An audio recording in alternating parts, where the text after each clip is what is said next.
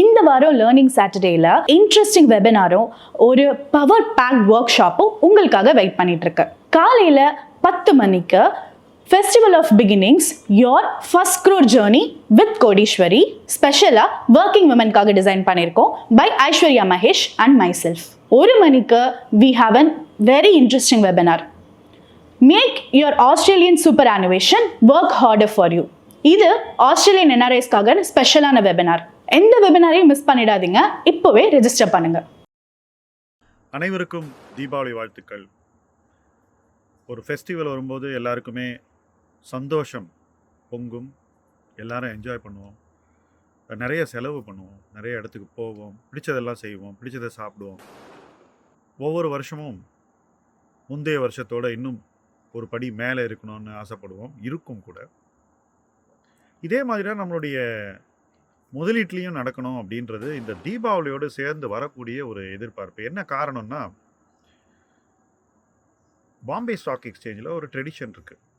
அதாவது தீபாவளிக்கு அடுத்த நாள் மஹூரத் ட்ரேடிங் அப்படின்னு ஒரு நாள் 1 மணி நேரம் வணிகம் பண்ணுவாங்க. அந்த 1 மணி நேரத்தில் எல்லாருமே கொண்டாடுவாங்க, லக்ஷ்மி பூஜா பண்ணிவிட்டு அவங்க முதலீடுகளை புது வருஷ கணக்கை ஆரம்பிப்பாங்க. இது இன்றைக்கி ஒரு சிம்பாலிசம் தான், ஏன்னா இன்றைக்கி நம்மளுடைய புது வருஷங்கிறது ஏப்ரல் 1ஆம் தேதி ஆரம்பிக்குது. ஆனாலும் அந்த பழைய ட்ரெடிஷன் இன்னும் கண்டினியூ ஆகுது. ஸோ நம்மளுடைய சைக்காலஜி எப்படி இருக்குனாக்கா, ஒரு தீபாவளியிலேருந்து இன்னொரு தீபாவளி பங்குச்சந்தையில் என்ன நடந்தது, நம்முடைய வெல்த் எப்படி வளர்ந்தது அப்படின்னு ஒரு தேடலில் நம்மளை இறங்க செய்யுது. அந்த வகையில் பார்த்திங்கன்னா, போன தீபாவளியிலேருந்து இந்த தீபாவளி வரைக்குமான ஆண்டில் ஸ்டாக் மார்க்கெட் அவ்வளோ நிறைய ரிட்டர்ன் நமக்கு அள்ளி கொடுத்ததா நான் நினைக்கல. இன்ஃபேக்ட் கடந்த சில நாட்களில் ஒரு சின்ன பம்ப் வந்து மார்க்கெட் ஏறினது தான் இந்த ஆண்டினுடைய ஒரு மிகப்பெரிய ஹைலைட்டுன்னு நான் சொல்லுவேன். ஏன்னாக்கா அது எதிர்பாராமல் வந்திருக்கு. இல்லைனா என்ன ஆகுனாக்கா, இந்த சம்வட்டே இன்வெஸ்டர்ஸுக்கு பெருசாக ஒன்றும் கொடுக்காத ஒரு ஆண்டாகத்தான் தெரியும். அட்லீஸ்ட் அந்த வகையில் கொஞ்சம் பெட்டராக இருக்குது. அதே நேரத்தில் இந்த சம்வட் நமக்கு ஒரு பேட் இயரும் இல்லைங்கிறது தான் என்னை பொறுத்த வரைக்கும் ஒரு blessing. It could have been worse, அதான் நான் நினைக்கிறது. என்ன காரணம்னாக்கா, இந்த சம்வட் ஆரம்பித்த நாளில், அதாவது போன மஹூரத் அன்னைக்கு என்னென்ன ஸ்டாக்ஸ் எல்லாரும் ரெக்கமெண்ட் பண்ணாங்கன்னு பாருங்கள். எத்தனையோ பேர் லிஸ்ட்டு மேலே லிஸ்ட்டு கொடுத்துக்கிட்டு இருந்தாங்க. அந்த லிஸ்ட்டெல்லாம் நம்ம அந்த வருஷம் போக போக மறந்துடுறோம். பட் டைம் கிடைச்சா அந்த சம்வட்டில் கொடுத்த ரெக்கமெண்டேஷன்லாம் பாருங்கள். அந்த ரெக்கமெண்டேஷன்லாம் இந்த வருஷம் என்ன ஆச்சுன்னு பாருங்கள். அங்கே தான் நாம் எப்படி ஒரு புது சம்வட்டை பார்த்தோம், அதை எப்படி அணுகணும், அந்த அணுகுமுறை எப்படி அந்த வருஷத்தில் நடந்தது அப்படிங்கிற ஒரு பார்வையை நம்ம கொடுக்குது. இந்த பார்வை ரொம்ப முக்கியம். ஏன்னா இந்தியாவில் sentiment Deepavali to Deepavali measure பண்ணக்கூடிய ஒரு விஷயம். அமெரிக்காவில் போனீங்கன்னாக்கா, நான் இப்போ அமெரிக்காவில் இருக்கேன், அமெரிக்காவில் போனீங்கன்னாக்கா ஜனவரி டு டிசம்பர் அந்த சென்டிமெண்ட்டை மெஷர் பண்ணுவாங்க. கார்ப்பரேட் வேர்ல்டு மியூச்சுவல் ஃபண்டெல்லாம் போனீங்கன்னா ஏப்ரல் டு மார்ச் மெஷர் பண்ணுவாங்க. பட் சராசரி முதலீட்டாளன், ட்ரெடிஷ்னல் இந்தியன் இன்வெஸ்டர் ஒரு சம்வட்டில் என்ன நடந்தது அப்படிங்கிறத மெஷர் பண்ணுவாங்க. அதுதான் அவங்களுடைய சென்டிமெண்ட்டுக்கான பெராமீட்டர். ஸோ ஆண்டின் துவக்கத்தில் சொல்லப்பட்ட பங்குகள் ஆண்டின் இறுதியில் எங்கே இருக்குன்னு பார்த்தீங்கன்னா, இந்த ஆண்டு நடந்த விஷயம் நமக்கு புரியும். என்னை பொறுத்த வரைக்கும் இந்த ஆண்டு துவக்கத்தில் இருந்த நிறைய கம்பெனிஸ் விச் வர் ஃபேவரட்ஸ் இன்னைக்கு அந்த இடத்துல இல்லை. இன்னைக்கு இந்த கொண்டாட்டம் நமக்கு நடக்கும்போது மறுபடியும் இன்னொரு செட் ஆஃப் ஃபேவரட்ஸ் சர்க்குலேட் ஆகிட்டு இருக்கு. ஒவ்வொரு வருஷமும் இந்த ஃபேவரட்ஸ்க்கு என்ன ஆகுது அப்படிங்கிறத பார்க்கறது எனக்கு ரொம்ப பிடிச்சமான ஒரு ஆக்டிவிட்டி. இந்த ஃபேவரட்ஸே என்னை பொறுத்த வரைக்கும் ஃப்ளேவர் ஆஃப் த சீசன்னு சொல்லுவேன். எல்லாரும் ஏன் தங்களுடைய ஃபேவரட்ஸ் அன்னைக்கு சொல்கிறாங்கன்னாக்கா, அது அவங்க சொல்கிறதுனால ஏறணுன்ற எதிர்பார்ப்பில் தான் சொல்கிறாங்க. அது உண்மையிலேயே ரொம்ப நல்லா பண்ணக்கூடிய கம்பெனிங்கிற ஒரு எக்ஸ்பெக்டேஷன் இருந்தால் கூட அது ஏறணுங்கிறதா அவங்களுடைய தேவை. இப்போது கொஞ்ச நாள் ஏறக்கூட செய்யலாம். இன்ஃபேக்ட் இந்த மஹூரத் ட்ரேடிங்கில் எல்லா ஷேரும் மேலே போகும். ஏன்னா சென்டிமெண்ட்டாக எல்லாரும் போய் ஏதாவது ஒரு ஷேரை வாங்குவாங்க. அந்த வகையில் போன மஹூரத்தில் சென்டிமெண்ட்டாக நான் என்ன வாங்கணும்னு நினச்சேன்னா கோல்டு தான். ஏன்னா எனக்கு இந்த சம்வட்டின் ஆரம்பத்திலேயே ஒரு காஷியஸ் ஸ்டான்ஸ் தான் இருந்து வந்தது. இந்த சம்வட்டின் இறுதியிலையும் நான் வந்து காஷியஸ் ஸ்டான்ஸ் தான் இருக்கணும்னு நினைக்கிறேன். என்ன காரணம்னா, இந்த சம்பட் நமக்கு அதிக பாதிப்பை கொடுக்கல. இன்ஃபேக்ட் நம்ம ஒரு டீசென்ட் பிளேஸில் இருக்கோம்னு நான் நினைக்கிறேன். அடுத்த சம்வாட்டில் இன்னும் கேர்ஃபுல்லாக இருக்கணுன்றதும் என்னுடைய கருத்தாக இருக்கிறது. அதே சமயத்தில் ஒரு முதலீட்டாளன் எல்லா நேரத்திலையும் முதலீடு செய்யணும். எங்கே முதலீடு செய்யணுமோ அந்த இடத்துல சரியான பார்வையோடும் எதிர்பார்ப்போடும் ஆய்வுகளின் அடிப்படையில் முதலீடு பண்ணணும். வெறும் சென்டிமெண்ட்டின் அடிப்படையிலையும் நம்ம கேள்விப்படக்கூடிய பரிந்துரைகளின் அடிப்படையிலையும் இந்த தீபாவளி பிக்ஸ் என்று சொல்லக்கூடிய ஃப்ளேவர் ஆஃப் த சீசனின் அடிப்படையிலையும் ஒரு முதலீட்டாளன் முதலீடுகளை செய்வதை தவிர்க்க வேண்டும்.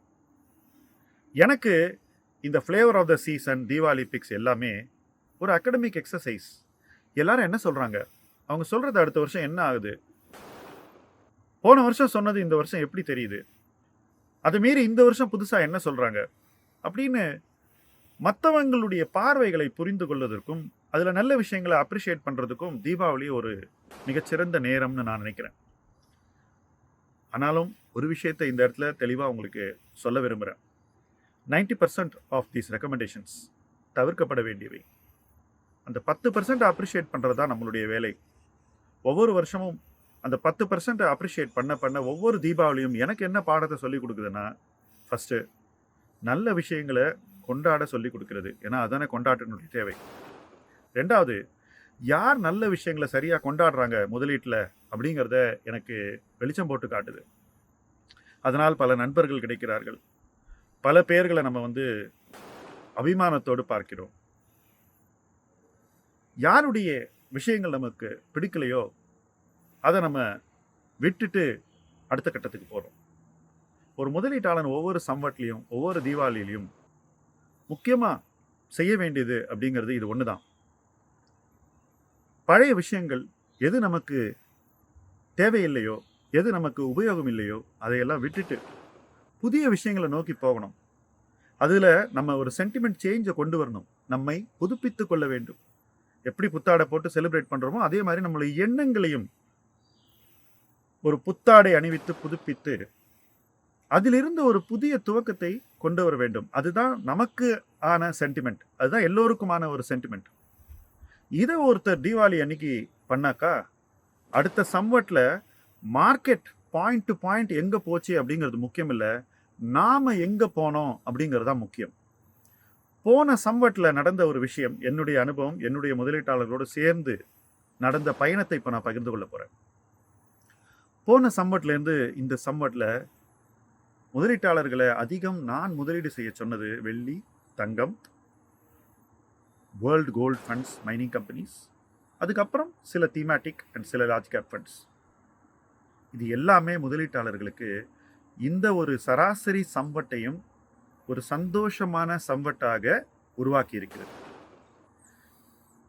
கடந்த சம்வட் சந்தோஷமான சம்வட் அப்படிங்கிறது ஒரு புறம் இருக்க, அடுத்த சம்வட், அடுத்த ஃபைனான்ஷியல் இயர் இன்னும் சிறப்பாக அடுத்த தீபாவளி வரை இருக்க வேண்டும் என்பதுதான் என்னுடைய விருப்பம், என்னுடைய வாழ்த்தும் அதுதான். ஸோ அடுத்த சம்வட் ஒரு சிறந்த சம்வட்டாக முதலீட்டாளர்களுக்கு இருக்க வேண்டும் என்ற எதிர்பார்ப்போடு, பொறுப்போடு எதை நாம் ரசிக்க வேண்டும், எந்த இடத்தில் நம் முதலீடுகளை செலுத்த வேண்டும், எங்கு நம் கவனம் அதிகமாக இருக்க வேண்டும், எந்த இடத்தில் இருந்து நாம் வெளியேற வேண்டும், எது தவிர்க்கப்பட வேண்டும் அப்படின்ற ஒரு தேடலில் இந்த சம்வட்டில் எல்லோரும் இருக்க வேண்டும். ஏனென்றால் இந்த சம்வட் போன சம்வட்டை விட இன்னும் ஒரு கடினமான ஆண்டாக இருக்க வாய்ப்பு இருக்கிறது. அது நமக்கு இன்னைக்கு புரிந்திருக்கும் போது அந்த புரிதலின் அடிப்படையில் நம்மை திசை மாற்றிக்கொண்டால் நிச்சயமாக நாம் போகக்கூடிய இடம் ஒரு நல்ல இடமாக இருக்கும். அடுத்த தீபாவளியும் நமக்கு இந்த தீபாவளி போல ஒரு கொண்டாட்டமாக இருக்கும். அந்த கொண்டாட்டம் தான் வாழ்க்கை. அந்த வாழ்க்கையை எல்லோரும் இணைந்து அனுபவிப்போம். முதலீட்டு களம் உங்கள் களம். நன்றி.